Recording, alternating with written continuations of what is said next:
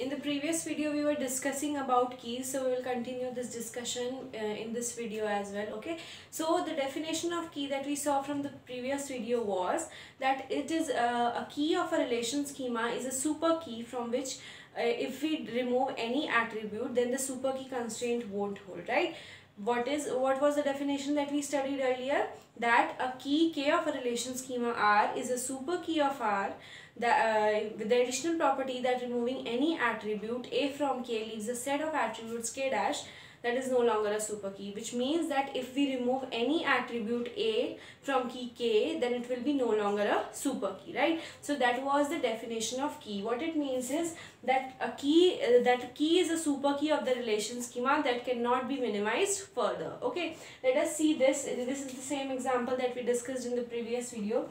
Let us say AB is the key for the relation. Okay, then what it means is it cannot be minimized further. We cannot remove any attribute from A and still be able to uniquely identify each tuple in the relation, right? So let us say if I remove A, then what happens? I am left with B. So if I give the value of this attribute B as small b, then will I be able to uniquely map to a unique tuple, or will I be able to map to a unique tuple? The answer is no. Why? Because two tuples have the value of attribute B as B, right? So we cannot map to a unique tuple, and using the value of just B, we will not be able to identify each tuple uniquely. So A cannot be removed. Similarly, if we see whether B can be removed or not, it also cannot be removed from this key. Why? Because if we remove B, what happens is if I give the value of A as 1, then it maps to two tuples, right? That should not be the case, because the value of key is used to uniquely identify each tuple in the relation, right? So that should not be the case. A single value of the key should not map to, or the combination of values for the key should not map to more than one tuple. Then, because there will be an ambiguity in identifying the tuples, right? Why we are using the key value? We are using key value to uniquely identify each tuple within the relation, right? So this should not be the case. So this is minimal. We cannot remove any attribute from this set and still have the super key, right? What was the super key? Super key was the set of attributes for which no two tuples can have identical values, right? So if I remove A or I remove B, the super key constraint also fails to hold, right? So this is the key. Or we can look at this definition which defines key very precisely. Okay, so key is a set of attributes that satisfies two constraints. The first constraint is two distinct tuples in any state of the relation cannot have identical values for the attributes in the key. That is, two distinct tuples in any state of the relation. Can A be the key? No, because two distinct tuples in any state of the relation cannot have identical values for the attributes in the key. But this attribute A has two tuples in this particular relation state, or in this particular relation, have the same value for A, right? So it cannot be the key, because two distinct tuples cannot have same value for the key attribute, right? But here these two tuples have the same value for the key attribute, that is 1. So this is not the key, right? Attribute A cannot be the key. Let us say if AB can be the key. Can AB be the key? Let us see. Two distinct tuples in any state of the relation cannot have identical values. So for these two attributes, do we have identical values for two tuples? Like if let us see, if we talk about 1A, then do we have 1A value for any other tuple other than this one? No. So this constraint is followed. Even if we check for 1B, then 1B is the value of AB that is only for this particular tuple. It cannot be the same value, or no other tuple will have the same value for A and B, right? So 1B will be the value that is only present for this particular tuple. It cannot be the same, no other tuple in this particular relation or in any state of this relation can have this same combination of values for A and B, right? So AB can be the, also we can say about 2B or 2C. Also, this is what should I say? This is a property of the schema itself. It is not a property of particular relation state. What I mean to say is, even if I add more tuples or in any state of the relation, what is the state of relation? State of the relation is the tuples present in a relation at any particular instance of time, right? So whenever we look at a relation at any particular point of time, this key property should hold. If I'm designating these two attributes as the key for the tuples, as the key for the relation, then it should hold for every possible relation state of this particular relation. It should not be violated, right, for any particular relation state. Even if I add more tuples, the value of AB should not be repeated, right? It should not be the case that for this particular instance this thing is following or this is the key, and after adding some more tuples this will not be followed. This should not be the case, that if we add more tuples then this property is violated, right? So it is the property of the schema and not of a particular relation state, right? So what is it saying? Two distinct tuples in any state of the relation cannot have identical values for the attributes in the key. So this is the same thing, this is the same property that we looked at for the super key as well, right? Super key also has this property that two distinct tuples cannot have identical values for these attributes, right? For the attributes in the key or the super key, right? So this condition, super key as well as key, both follow this condition, right? That two distinct tuples cannot have identical values for these attributes. But what is the different condition? What is the difference between key and super key? Key is a minimal super key. Minimal means something from which we cannot remove anything. Minimal means which cannot be minimized further, right? So let us consider an example. Let us say we have a student relation, okay, student relation, and let us say admission number of any student, every student is unique. Also, all right, that is every student admitted to the school will have a unique student number, right? Or every student admitted to the university will have a unique admission number, right? So admission number can be designated as the key because its values can be used to uniquely identify the tuples in the relation. Like, right, let us say one student has 1 2 3 3 2 4 4 2 1. Then if a student has this value 3 to 4 as the admission number, then no other student in this particular relation should have the same value of admission number. That is the meaning of key. That if a particular value is corresponds to a particular tuple in the relation, then that particular value should not correspond to any other tuple in the relation, any distinct tuple in the relation, right? So that is the meaning of key. So admission number is key here. It cannot be minimized further, right? And if I add to admission number, let us say I add age as well, right? Then this will become super key, right?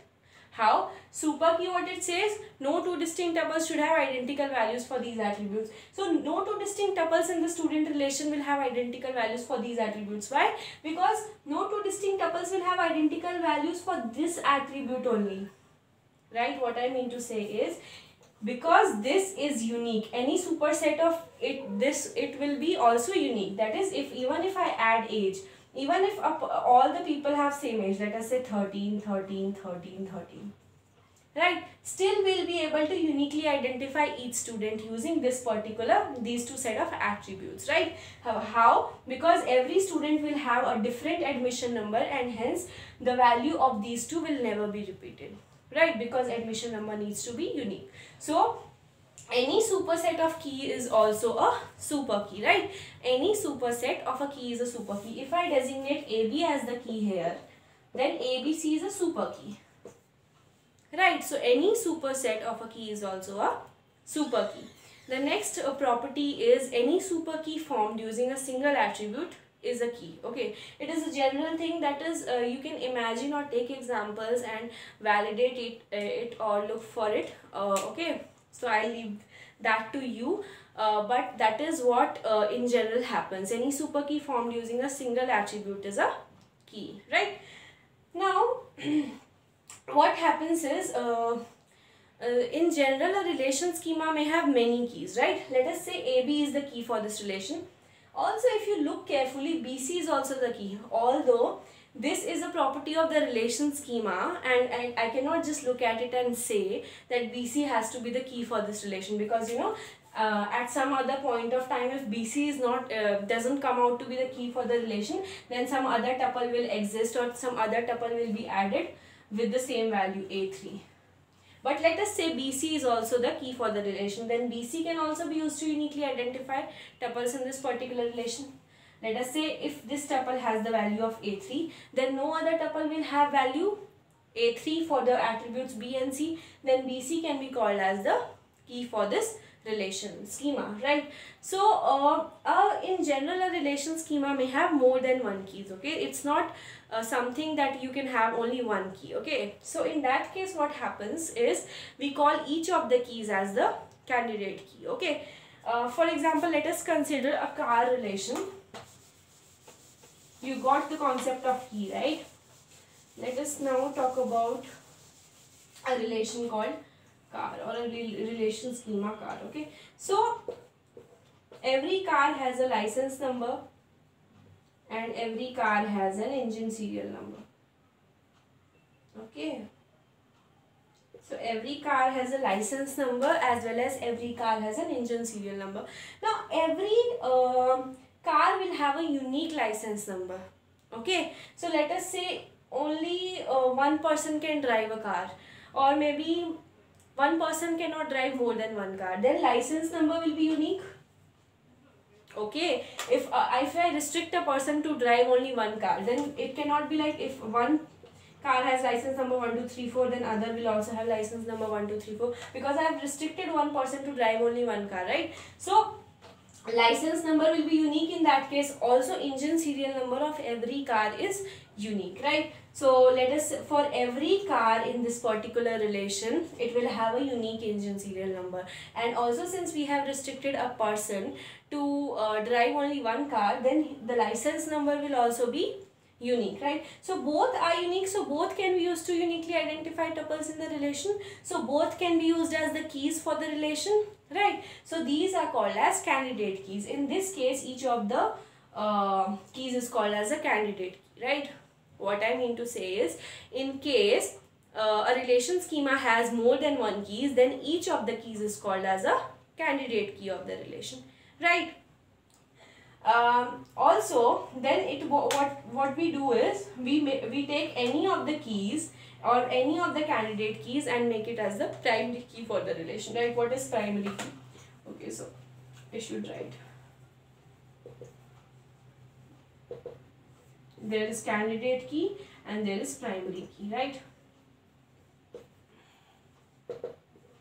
So if we have more than one keys in the relation, then all of the keys are called as candidate keys, right? And what is primary key? Primary key is the key that we assign as the key for the relation. Okay, although both these are keys, right? But I will use only one of them in this particular relation schema, right? Let us say I use engine serial number as the key for the relation.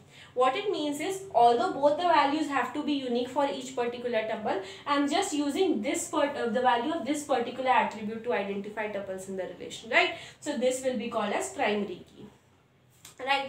And also, if we have more than one keys or if we have more than one candidate keys, then the choice of whom do we assign as the primary key for the relation is very arbitrary, right?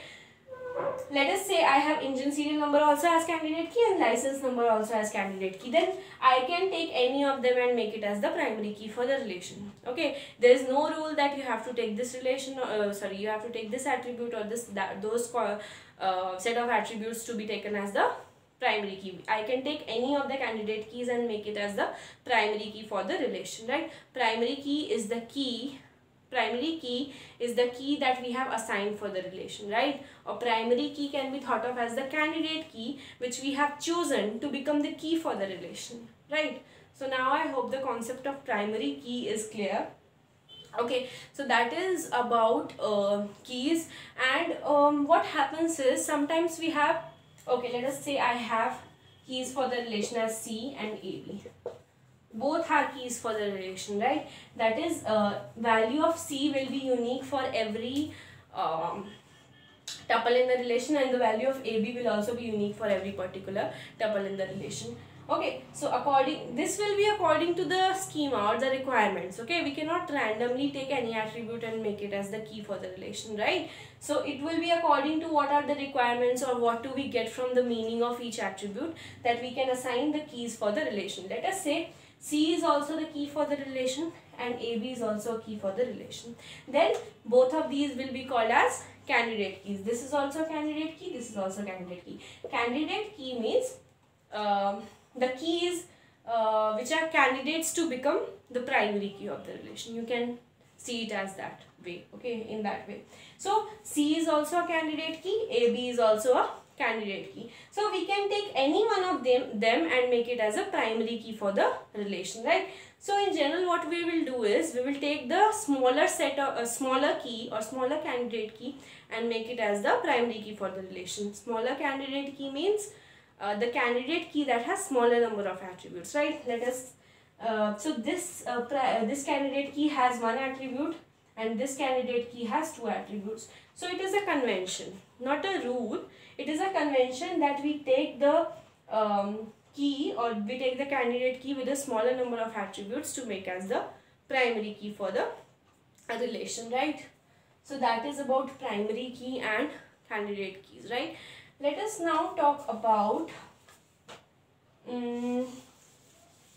okay, so the subtopic under which we were discussing this was schema based constraints, right? So next constraint is not null constraints. Not null constraints, okay.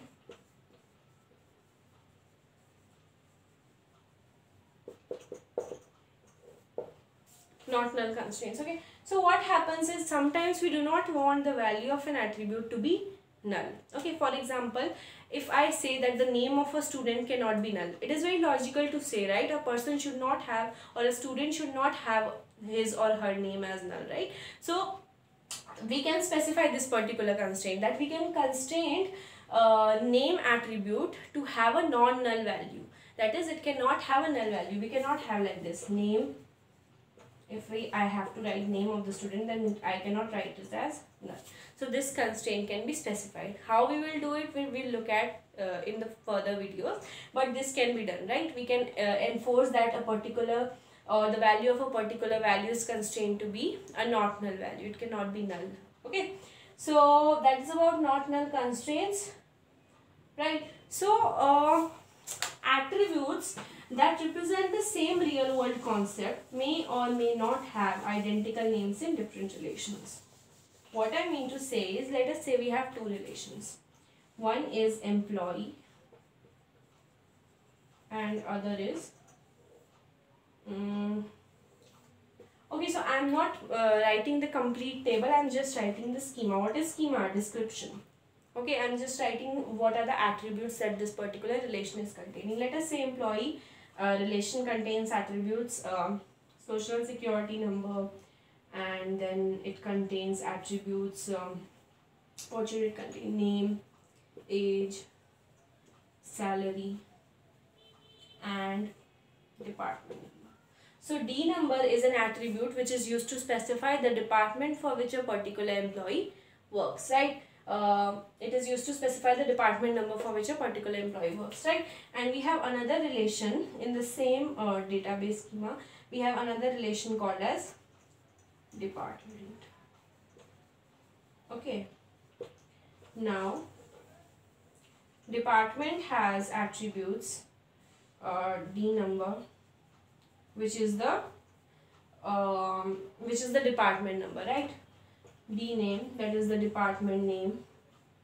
MGRSSN, that is the social security number of the manager, right? One who manages the department, that person's social security number.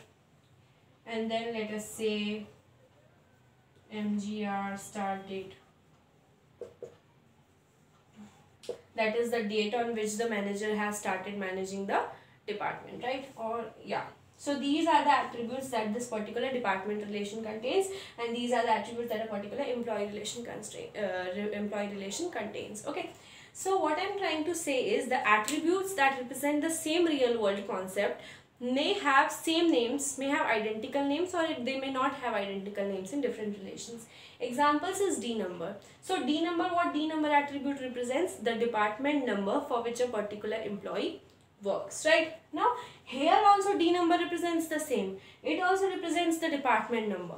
Okay, so here also department number, here also department number, but we have used different names. Okay, so we have used different names for these two attributes, although they are representing the same real world concept. What is the concept? That is the department number. Okay, so they can the attributes representing the same real world concept may or may not have identical names in different relations. Also, attributes that represent different real world concept may have same names in different relations, right? If I do not write D name, let us say if I write only name, then this is also name, this is also name, right? So these two attributes are representing different real world concepts. This specifies name of the employee and this specifies name of the department. So these two real world concepts are completely different, but they can also share the same name, right? So earlier what was thought was, let me write one more, super SSN. So super SSN denotes the social security number of the supervisor who supervises the employee. It's logical, right? It denotes the social security number of supervisor who supervises the particular employee, right? So earlier what happened was, earlier the convention was used that the attributes that represent same real world concept must have same names in all the relations, right? But this and this both represent the same real world concept, that is the social security number of an employee, right? But that this kind of a thing would create a problem, right? Because it would lead to a lot of confusion if we use the same name here also and here also. If we use at both places SSN, it would lead to a lot of confusion. So we just so it was just removed, and attribute names and their concept can be independent of each other, and there's no need to intermix that, right? Now let us talk about the next constraint. So we have discussed domain constraints, key constraints and non-null constraints. Now let us discuss about the entity integrity constraint. Okay.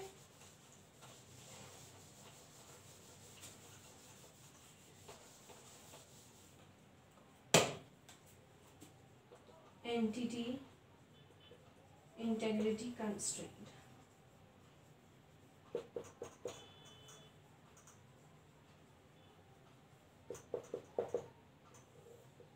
Okay, so entity integrity constraint states that, let me write it, okay.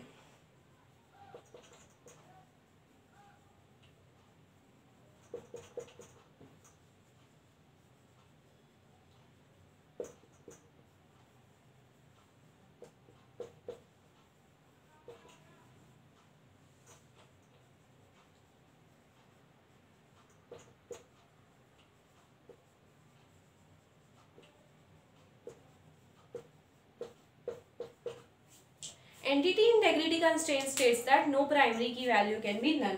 What it means is, if an attribute or a set of attributes have been designated as the primary key for the relation, they cannot have a null value. Okay, no tuple can have null value for that particular attribute, right? If an attribute is designated as the primary key for the relation. Let us say SSN is the primary key for the SSN is the primary key for the employee relation, right? Sorry, yeah, employee relation, right? Name, age, and whatever attributes are there, right? So let us say SSN is the primary key. So what is the Alright, so what is the significance of primary key? Primary key is used to uniquely identify tuples within a relation, right? So if I allow null values for the primary key, what will happen is, it will, if I allow null values for the primary key, then more than one tuple can have null value for this particular primary key, right? So then we cannot identify each tuple uniquely, right? Let me say, if I want the value of primary key was used to uniquely identify each tuple, right? If I had 1, 2, 3, then if I want to print details, or if I want to retrieve details of the employee that has social security number as 3, then it will map to a unique tuple. It will give me all the details of this particular employee.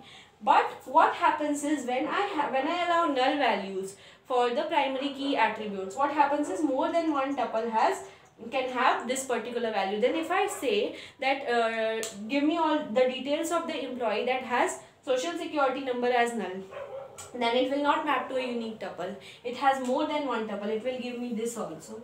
It will give me details of many other tuples as well, right? So it will not be able to map me, or it will not be able to map to a unique tuple in this particular relation. So that is the reason we do not allow null values for the primary key attributes, right? So that is what entity integrity constraint states. Entity integrity constraint states that no primary key value can be null. That is, a primary key cannot have a null value, right?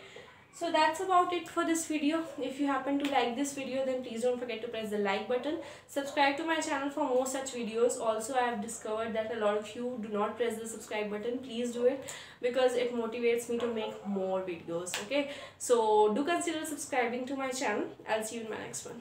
Bye.